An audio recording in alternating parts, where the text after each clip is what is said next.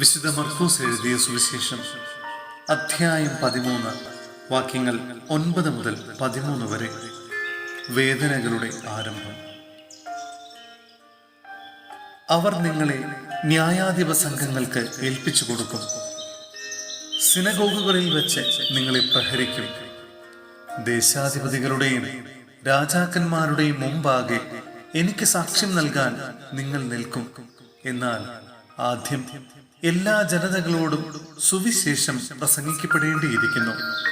അവർ നിങ്ങളെ ഏൽപ്പിച്ചു കൊടുക്കാൻ കൊണ്ടുപോകുമ്പോൾ എന്തു പറയണമെന്ന് വിചാരിച്ച് ഉത്കണ്ഠാകുലരാകേണ്ട.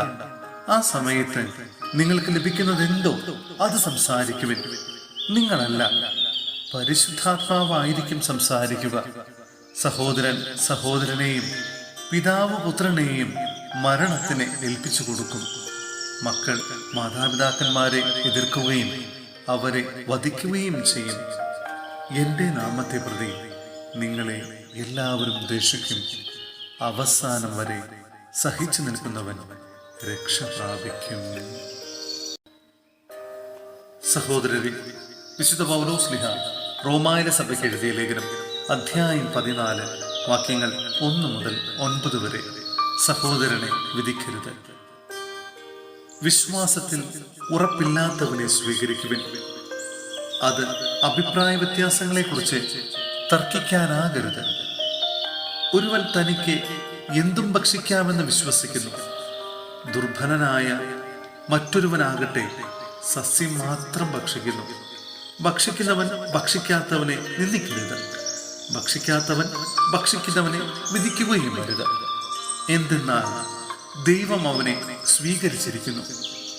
മറ്റൊരാളുടെ സേവകനെ വിധിക്കാൻ നീ ആരാണ്? സ്വന്തം യജമാനന്റെ സന്നിധിയിലാണ് അവൻ നിൽക്കുകയോ വീഴുകയോ ചെയ്യുന്നത്. അവനെ താങ്ങി നിർത്താൻ യജമാനന് കഴിവുള്ളതുകൊണ്ട് അവൻ നിൽക്കുക തന്നെ ചെയ്യും. ഒരുവൻ ഒരു ദിവസത്തെ മറ്റൊരു ദിവസത്തേക്കാൾ വിലമതിക്കുന്നു. വേറൊരുവൻ എല്ലാ ദിവസങ്ങളെയും ഒരുപോലെ മതിക്കുന്നു. ഓരോരുത്തർക്കും താന്താങ്ങളുടെ മനസ്സിൽ ഉത്തമ ബോധ്യമുണ്ടായിരിക്കട്ടെ. ഏതെങ്കിലും ദിവസം ആചരിക്കുന്നവൻ കർത്താവിന്റെ സ്തുതിക്കായി അത് ആചരിക്കുന്നു. ഭക്ഷിക്കുന്നവൻ ദൈവത്തിന് കൃതജ്ഞത അർപ്പിക്കുന്നത് കൊണ്ട് കർത്താവിന്റെ സ്തുതിക്കായി ഭക്ഷിക്കുന്നു. ഭക്ഷണം ഉപേക്ഷിക്കുന്നവൻ കർത്താവിന്റെ സ്തുതിക്കായി അത് ഉപേക്ഷിക്കുകയും ദൈവത്തിന് കൃതജ്ഞത അർപ്പിക്കുകയും ചെയ്യുന്നു. നമ്മിലാരും തനിക്ക് വേണ്ടി മാത്രം ജീവിക്കുന്നില്ല, തനിക്ക് വേണ്ടി മാത്രം മരിക്കുന്നുമില്ല. നാം ജീവിക്കുന്നുവെങ്കിൽ കർത്താവിനെ സ്വന്തമായി ജീവിക്കുന്നു, മരിക്കുന്നുവെങ്കിൽ കർത്താവിന് സ്വന്തമായി മരിക്കുന്നു. ആകയാൽ ജീവിച്ചാലും മരിച്ചാലും നാം കർത്താവിനുള്ളവരാണ്.